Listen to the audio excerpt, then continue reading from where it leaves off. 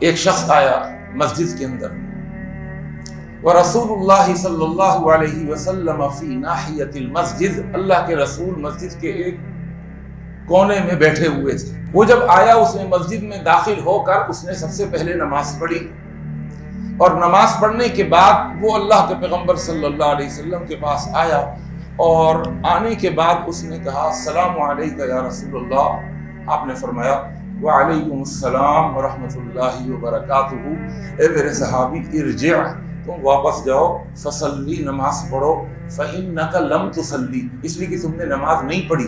کیا نہیں پڑھی تھی؟ اس نے پڑھی تھی۔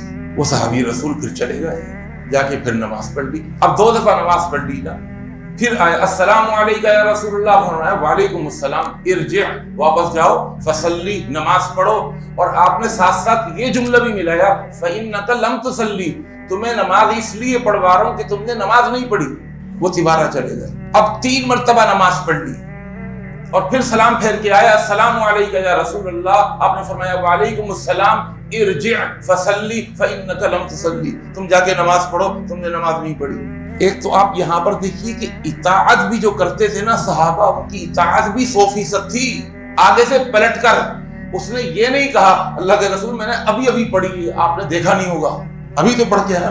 یہ ہے صحابہ کی اطاعت کا وہ مقام جو کوئی حاصل کر سکتا ہے۔ اطاعت کتنی ہے؟ 100% اطاعت ہے کہ پڑھ لی نماز۔ لیکن صحابہ کرام کا اللہ کے رسول صلی اللہ علیہ وسلم کے ساتھ تعلق اتنا گہرا تھا اور اتنا یقین تھا کہ اگر اللہ کے پیغمبر نے کوئی بات کہہ دی جو ان کی عقل کے خلاف ہے، کہ نا عقل سے اگر وہ پوچھتے کہ پڑھیے نہیں پڑھی، ان کی عقل ان کو سمجھاتی پڑھیے۔ صحابہ کہتے تھے ہماری آنکھوں کا دیکھا ہوا غلط ہو سکتا ہے، کانوں کا سنا ہوا غلط ہو سکتا ہے، ہماری عقل کا سمجھا ہوا غلط ہو سکتا ہے، اللہ کے نبی کا فرمان غلط نہیں ہو سکتا۔ اگر ہماری عقل کہتی ہے کہ پڑھیے، ہماری آنکھوں نے ہمیں پڑھتا ہوا دیکھا ہے، لیکن اگر اللہ کے رسول نے کہہ دیا نہیں پڑھی تو نہیں پڑھی، گئے جا کے پھر نماز پڑھی۔ 2 مرتبہ پڑھ کے آئے، پھر کہا پھر نماز پڑھو، پھر چلے گئے۔ عقل کا دخل نہیں ہے، اس لیے کہ اطاعت بھی وہ 100% کرتے تھے۔ 3 مرتبہ نماز پڑھنے کے بعد بھی اللہ کے پیغمبر یہی فرما رہے ہیں ارجع، جا کے نماز پڑھ، فإنک لم تصلی، میں اس لیے پڑھوا رہا ہوں تو نے پڑھی نہیں ہے نماز۔ تو اب ان کے عقل میں یہ بات آئی، اس کا مطلب ہے مجھے پڑھنی نہیں آتی، اس کا مطلب ہے مجھے پڑھنی نہیں آتی۔ حدیث کے الفاظ ہیں، کہنے لگے والذی بعثک بالحق ما احسن غیرہ، صحیح بخاری کی حدیث ہے، ابو داؤد کی، اللہ کی قسم، جس نے آپ کو، اس ذات کی قسم جس نے آپ کو حق کے ساتھ بھیجا ہے، مجھے اس سے زیادہ نماز کا کوئی پتہ نہیں ہے۔ جو پڑھی ہے نا نماز، اسی کا پتہ ہے۔ اور آپ کہتے ہیں یہ جو نماز ہے اس کا پڑھنا نہ پڑھنا برابر ہے۔ 3 مرتبہ پڑھی ہوئی نماز کو آپ نے اس کو کل عدم قرار دے دیا، پڑھی ہی نہیں۔ کہنے لگے علمنی الصلاۃ یا رسول اللہ، اللہ کے رسول مجھے نماز سکھا دیجئے۔